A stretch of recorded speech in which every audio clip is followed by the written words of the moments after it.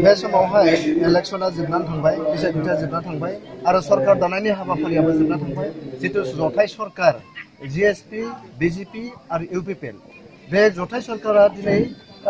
सारा बिटिसि नाङैनो गामि आफाद जायखौ पिसिडिसि होननानै बुंदों बे पिसिडिसिखौ दानायावहाय माखासे बेले बेजेखौ जों नुनायखौ मोन्दों दा नोंथांमोननि बे भेरगाव समस्तिनि गेजेरावहाय नोंथांमोना दिनै नुनो मोनबाय जितुनिखि मख'थावना मोनसे माने थांखि लादों रायजोफोरखौ लिंनानै जिहेतु पिसिडिसि दानायनि हाबाफारिया नोंथांमोननियाव सोलिबाय थादों बेनि बागै नोंथाङा मा बुंबाय गिबियावनो जथाय सरकार दानायनि बाथ्रा बुंबाय जों सानदों साबसिन सरकार जादों आरोखि देग्लाय दा जियानो जा नैबे पिसिडिसि जि दानाय जों थांनाय इलेक्सनाव स्पष्ट बुंदोंमोन रायजोफोरखौ लानानै थांनाय समाव बिपिएफआ न' सिङाव थानानै लिस्ट खालामदोंमोन सोरखौ चेयारमेन होगोन सोरखौ मेम्बार होगोन बे बुस्थुनिफ्रायनो जोङो बारग'नो नागिरदोंमोन ओंखायनो सोलायनाय लाबोनो नागिरदोंमोन दिनै सोलायनानै जोङो मा खालामदों रायजोफोरखौ लिंदों अपेनलि आरोखि मोनफ्रोमबो गामिनिफ्राय गामियानो सिलेक्सन खालामनो हानांगोन मेम्बारखौ सोरखौ होगोन चेयारमेन सोरखौ बानायगोन अब्लानासो मा ट्रेन्सपारेन्ट सरकारा फैगोन बयजोंबो एक्सेप्ट जानाय रायजोनि सरकारा फैगोन ओंखायनो जोङो दिनै बिखेखयै नैबे टदलापारा प्राइमारि बिनि आन्दाराव जिहेतु टदलापारा भिसिडिसि जागोन बे भिसिडिसियाव मोनफ्रोमबो गामिनि मानसिफोरखौ लिंदों जोङो मोनफ्रोमबो सुबानिफ्राय साफा साफा मेम्बार लागोन आरो रायजोफ्रानो बेखौ सिलेक्सन खालामनानै होगोन दा नोंथांमोननि भेरगाव समस्तियाव मोनबेसे भिसिडिसि दङ दा ओरैनोथ' सेन्ट्रेला बिहरदों थाबैनो नांगौ होननानै बुंदों दा बे मोनबेसे भिसिडिसि जागोन बेयावहाय गासैबो भिसिडिसियावनो थांनानै बेबायदि कमिटि दानाया सम्भब जागोन जोंहा भेरगाव समस्तियाव गासै 14ता भिसिडिसिफोर दङ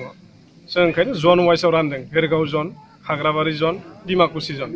दा जन वाइसआव जोंहा वार्कारफोर दंखासै नालाय लिडारफ्रा दंखासै ओंखायनो माने दिनैनिफ्राय सानब्रै सानबा सिगांनिफ्राय बे खामानिया सोलिगासिनो दङ ओंखायनो बारा असुबिदा जायाखै दिनै गाबोननि गेजेराव स्पष्ट जोबगोन आरोखि दासिम नोंथांमोना जितु गेवलां आफाद लानानै कमिटि दाबाय भिसिडिसिखौ चेयारमेन सायख'बाय मेम्बार सायख'बाय बेयावहाय माबाफोर अजद आपत्ति दंमोन नामा रायजोफोरा आरो माबा बेले बेजे जादों नामा बेले बेजे बिदि जेबो जायाखिसै जानो नागिरदोंमोन जेबो जायाखिसै आरोखि जों बेखौ कन्ट्रलाव लाबोनानै सावरायनानै जेरै प्रक्रियाजों थाङो जों जायखौ खोथा होदोंमोन थांनाय इलेक्सन समाव बेबायदिनो जों खालामदोंमोन नोंथांनि जितु जन गोलैदों जन रानदों होनना बुंदों नोंथांनि जनाव मोनबेसे भिसिडिसि दासिम दानाय जाखो नैयाव दिनै लास्ट आरोखि नै जनाव मोनथाम भिसिडिसि दंमोन नैबेनो लास्ट जेराव जों गसंनानै दङ नैबे जोबनायनि उनावनो जोंहा नैबे जननिया जोबगोन आरोखि बिटिसि बाखिनि गासै रायजो राजाखौ बे भिसिडिसि दानायनि बेलायाव नोंथाङा मा बुंनो नागिरदों जोंहा दिनै जथाय सरकार जादों बिजेपि जिएसपि आरो इउपिपिएल जिएसपि आरो बिजेपिआ जेराव दागोन पिसिडिसि आं बिथांमोनखौ खावलायनो सानगोन जे इउपिपिएल दोलोआ जेरै दादों स्पष्ट रायजोफोरखौ लानानै लेंथुमनानै मोनफ्रोमबो सुबानि मानसिफोरखौ लानानै पिसिडिसि दायोब्ला साबसिन जागोन आरोखि जायखौ जोङो मोजां सरकार होनो नागिरदों रायजोनि सरकार होनो नागिरदों बे बुस्थुआ जाफुंगोन आरो बेनि गेजेरजों रायजोखौ मा खावलायनो नागिरदों बेनि गेजेरजों आं बयखौबो खावलायनो नागिरदों इलेक्सन बोथोरा जोबनानै थांबाय इलेक्सनखौ लानानै जोंनि गेजेराव गोबां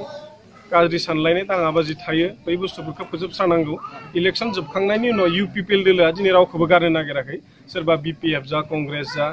जायखिजाया दोलोआवनो थाया मानो जों बयबो सरकार दाखांनायनि उनाव ज' खामानि मावनो नांगोन आरो बयबो जौगानांगोन मानोना सरकार दाखांनायनि उनाव सरकारनि दायित्वआ बे जे बिटिआर ओनसोलाव थानाय साफ्रोमबो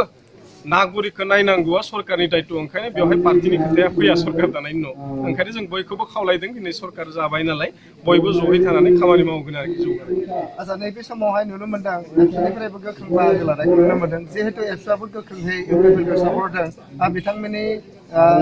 माबाया खामानिया मा जागोन एबसुआ मोनसे कमिटमेन्ट दङमोन बिटिआर सुक्ति खालामनायनि उनाव सरकार सोलायनानै होनांगौ बिथांमोना सरकारखौ सोलायनानै होबाय बेनि उनाव बिथांमोननि खामानिया जागोन सरकारखौ नायबाय थानाय जे एबसुनि कमिटमेन्ट बा रायजोनि कमिटमेन्टखौ इउपिपिएल दोलोआ सरकाराव फैनायनि उनाव लाखिदोंना लाखियाखैब्ला बिथांमोना बिनि सायाव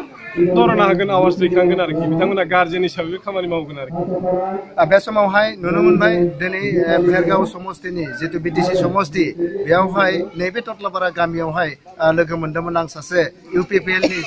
सिडब्लिउसिनि सासे गोख्रों सोद्रोमा समल दैमारि बिथांखौ दा बिथाङा दिनै भिसिडिसि बेलायावहाय जितु चेयारमेन सायख'दों आरो मेम्बार सायख'दों बियो खोब मोजां जादों गासै रायजो राजाखौ लानानै बिथांमोना दिनैनिल' नङा बिथांमोना जन वाइसआव रानदों बेखौ बिथाङा फोरमायदों जे बेरगाव समस्तियाव जेसेबां PCDC दं गासै 14 PCDC दङ आरो बे 14 PCDCआव बिथांमोना बेबायदि गेवलां आफाद खुंनानै रायजो राजाखौ लानानै बिथांमोना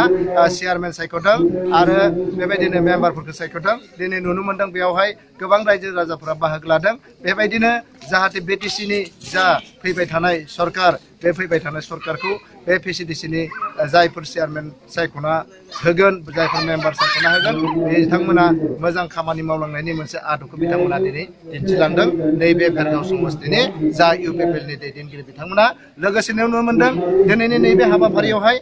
भेरगाव दख'रा बर' फरायसा आफादनि आफादगिरिजों लोगोसे माखासे मावथि बिथांमोनाबो दिनैनि नैबे आफादाव